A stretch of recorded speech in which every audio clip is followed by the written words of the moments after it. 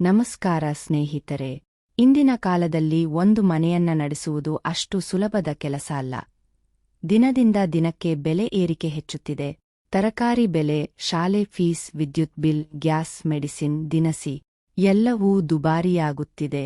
ಇಂತಹ ಸಮಯದಲ್ಲಿ ಮನೆಯ ಆರ್ಥಿಕ ಸ್ಥಿತಿಯನ್ನು ಸಮತೋಲನದಲ್ಲಿ ಇಡುವ ದೊಡ್ಡ ಜವಾಬ್ದಾರಿ ಯಾರ ಮೇಲಿದೆ ಗೊತ್ತಾ? ಅದು ಮನೆಯ ಗೃಹಿಣಿಯ ಮೇಲಿದೆ. ಹೌದು, ಒಬ್ಬ ಗೃಹಿಣಿ ದುಡ್ಡು ಸಂಪಾದಿಸದೇ ಇದ್ದರೂ ಮನೆಯಲ್ಲಿರುವ ಹಣವನ್ನು ಸರಿಯಾಗಿ ಬಳಸಿದರೆ ಅದೇ ದೊಡ್ಡ ಆದಾಯವಾಗುತ್ತದೆ. ಎಷ್ಟು ದುಡ್ಡು ಬರುತ್ತದೆ ಅನ್ನೋದಕ್ಕಿಂತ ಬರುವ ದುಡ್ಡು ಹೇಗೆ ಉಳಿಯುತ್ತದೆ ಅನ್ನೋದು ಹೆಚ್ಚು ಮುಖ್ಯ. ಬಹಳ ಮನೆಗಳಲ್ಲಿ ಗಂಡ ಎಷ್ಟು ಸಂಪಾದಿಸಿದರೂ ತಿಂಗಳ ಕೊನೆಯಲ್ಲಿ ಕೈಯಲ್ಲಿ ಏನೂ ಉಳಿಯೋದಿಲ್ಲ.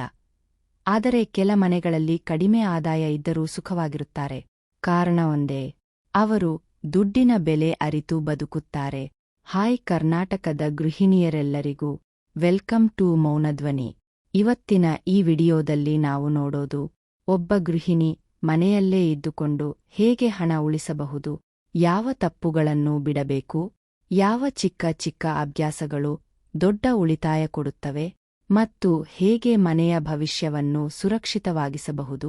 ಕೊನೆವರೆಗೂ ನೋಡಿ, ಏಕೆಂದರೆ ಈ ವಿಡಿಯೋ ನಿಮ್ಮ ಜೀವನವನ್ನೇ ಬದಲಾಯಿಸಬಹುದು. ಒಂದು, ಉಳಿತಾಯ ಅನ್ನೋದು ಶ್ರೀಮಂತರ ಕೆಲಸ ಅಲ್ಲ. ಬಹಳ ಜನ ಯೋಚಿಸುತ್ತಾರೆ, ನಮಗೆ ಆದಾಯವೇ ಕಡಿಮೆ, ನಾವು ಹೇಗೆ ಉಳಿಸೋದು? ಆದರೆ ನಿಜ ಏನು ಗೊತ್ತಾ? ಹೆಚ್ಚು ಆದಾಯ ಇದ್ದವರು ಎಲ್ಲರೂ ಶ್ರೀಮಂತರಾಗೋದಿಲ್ಲ. ಉಳಿಸುವವರು ಮಾತ್ರ ಸುರಕ್ಷಿತ ಜೀವನ ನಡೆಸುತ್ತಾರೆ. ಒಂದು ಉದಾಹರಣೆ ನೋಡಿ. ಒಬ್ಬರಿಗೆ ತಿಂಗಳಿಗೆ 1,00,000 ಸಂಬಳ ಬರುತ್ತದೆ. ಆದರೆ ಖರ್ಚು 1,10,000. ಇನ್ನೊಬ್ಬರಿಗೆ 25,000 ಸಂಬಳ, ಆದರೆ ಖರ್ಚು 20,000 ಮಾತ್ರ. ಯಾರು ಉತ್ತಮ ಸ್ಥಿತಿಯಲ್ಲಿ ಇರುತ್ತಾರೆ? ಖಂಡಿತವಾಗಿಯೂ ಎರಡನೇ ವ್ಯಕ್ತಿ. ಆದ್ದರಿಂದ ಮೊದಲೇ ಮನಸ್ಸಿನಲ್ಲಿ ಇಟ್ಟುಕೊಳ್ಳಿ, ಉಳಿತಾಯ ಅನ್ನೋದು ದೊಡ್ಡ ಹಣದಿಂದ ಆರಂಭವಾಗುವುದಿಲ್ಲ, ಸಣ್ಣ ಅಭ್ಯಾಸಗಳಿಂದ ಆರಂಭವಾಗುತ್ತದೆ. 2. ಮನೆಯ ಖರ್ಚಿನ ಲೆಕ್ಕ ಬರೆಯುವ ಅಭ್ಯಾಸ. ಇದು ತುಂಬಾ ಸರಳ ವಿಷಯ ಅನಿಸಬಹುದು, ಆದರೆ ಇದನ್ನು ಮಾಡುವವರು ತುಂಬಾ ಕಡಿಮೆ. ನೀವು ಪ್ರತಿದಿನ ಎಷ್ಟು ಹಣ ಎಲ್ಲಿಗೆ ಹೋಗುತ್ತಿದೆ ಅನ್ನೋದನ್ನ ಬರೆಯಲು ಶುರುಮಾಡಿ. ಉದಾಹರಣೆಗೆ, ಹಾಲು, ತರಕಾರಿ, ಮಕ್ಕಳ ತಿಂಡಿ, ಮೊಬೈಲ್ ರೀಚಾರ್ಜ್, ಅನಗತ್ಯ ಆನ್ಲೈನ್ ಖರೀದಿ, ಚಿಲ್ಲರೆ ಖರ್ಚು. 1 ತಿಂಗಳು ಸರಿಯಾಗಿ ಬರೆಯಿರಿ. ನಿಮಗೆ ಶಾಕ್ ಆಗುತ್ತದೆ, ಎಷ್ಟು ದುಡ್ಡು ಅನಗತ್ಯವಾಗಿ ಹೋಗುತ್ತಿದೆ ಅನ್ನೋದು ಗೊತ್ತಾಗುತ್ತದೆ. ಬಹಳ ಬಾರಿ ನಾವು ದೊಡ್ಡ ಖರ್ಚಿನಿಂದ ಬಡವರಾಗೋದಿಲ್ಲ, ಸಣ್ಣ ಸಣ್ಣ ವ್ಯರ್ಥ ಖರ್ಚುಗಳಿಂದ ಬಡವರಾಗುತ್ತೇವೆ. 3. ಆಫರ್ ನೋಡಿ ಖರೀದಿ ಮಾಡುವ ತಪ್ಪು. ಇವತ್ತು ಆನ್ಲೈನ್ ಶಾಪಿಂಗ್ ಎಲ್ಲರ ಜೀವನದ ಭಾಗವಾಗಿದೆ. 50% of, by one get one, limited offer. ಈ ಪದಗಳನ್ನು ನೋಡಿ ಬಹಳ ಜನ ತಕ್ಷಣ ಖರೀದಿ ಮಾಡುತ್ತಾರೆ. ಆದರೆ ಒಂದು ಪ್ರಶ್ನೆ ಕೇಳಿ, ನನಗೆ ಇದು ನಿಜವಾಗಿಯೂ ಬೇಕೇ? ಬೇಕಿಲ್ಲದ ವಸ್ತು ಕಡಿಮೆ ಬೆಲೆಗೆ ಸಿಕ್ಕರೂ ಅದು ನಷ್ಟವೇ? ಕೆಲ ಮನೆಗಳಲ್ಲಿ ಕಬರ್ಡ್ ತುಂಬಾ ಅನ್ಯೂಸ್ಡ್ ವಸ್ತುಗಳಿರುತ್ತವೆ. ಕಾರಣ ಒಂದೇ, ಆಫರ್. ಉಳಿತಾಯ ಮಾಡಬೇಕಾದರೆ ಮೊದಲ ನಿಯಮ, ಅಗತ್ಯವಿದ್ದರೆ ಮಾತ್ರ ಖರೀದಿ ಮಾಡಿ. 4 ತಿಂಗಳ ಬಜೆಟ್ ಮಾಡುವುದು. ಮನೆಯ ಬಜೆಟ್ ಅಂದ್ರೆ ಮನೆಯ ನಕ್ಷೆ. ಬಜೆಟ್ ಇಲ್ಲದ ಮನೆ ಅಂದ್ರೆ ದಿಕ್ಕಿಲ್ಲದ ವಾಹನ. ಪ್ರತಿ ತಿಂಗಳು ಸಂಬಳ ಬಂದ ದಿನವೇ ಹಣವನ್ನು ವಿಭಾಗ ಮಾಡಿ. ಉದಾಹರಣೆಗೆ, ದಿನಸಿ, ಮಕ್ಕಳ ಶಿಕ್ಷಣ, current bill, emergency fund, savings, ದೇವರ ಹುಂಡಿ, ವೈಯಕ್ತಿಕ ಖರ್ಚು. ಹೀಗೆ ವಿಭಾಗ ಮಾಡಿದರೆ ದುಡ್ಡು ಎಲ್ಲಿಗೆ ಹೋಗಬೇಕು ಅನ್ನೋದು ಸ್ಪಷ್ಟವಾಗುತ್ತದೆ. ಇಲ್ಲದಿದ್ದರೆ ತಿಂಗಳ ಮಧ್ಯದಲ್ಲೇ ಹಣ ಮುಗಿದು ಹೋಗುತ್ತದೆ. 5. ಇಮರ್ಜೆನ್ಸಿ ಫಂಡ್ ತುಂಬಾ ಮುಖ್ಯ. ಜೀವನ ಯಾವಾಗ ಏನು ತೋರಿಸುತ್ತದೆ ಗೊತ್ತಿಲ್ಲ. ಹಠಾತ್ ಅನಾರೋಗ್ಯ, ಜಾಬ್ ಲಾಸ್, ಮಕ್ಕಳ ಅಗತ್ಯ, ಅಥವಾ ಮನೆಯ ತುರ್ತು ಪರಿಸ್ಥಿತಿ. ಇಂತಹ ಸಮಯದಲ್ಲಿ ಕೈಯಲ್ಲಿ ಹಣ ಇಲ್ಲದಿದ್ದರೆ ತುಂಬಾ ಕಷ್ಟ.